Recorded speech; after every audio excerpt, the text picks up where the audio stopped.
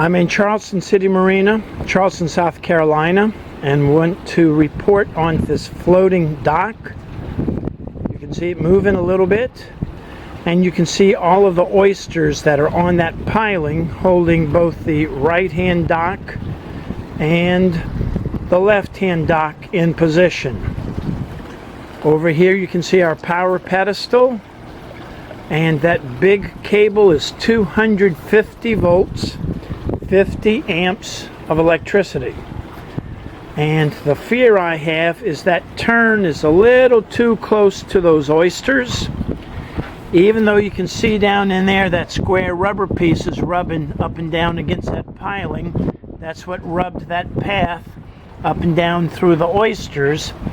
But looking at this, you can see one day that power cable is going to get close to those oysters, and you'll see a lot of sparks and excitement.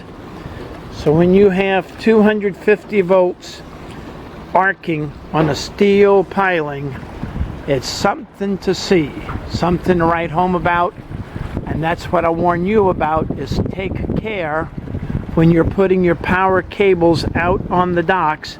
Make sure that you have chafe protection, and make sure that they are not close to anything like this that can chew it up, eat it up, and cause an electrical short circuit.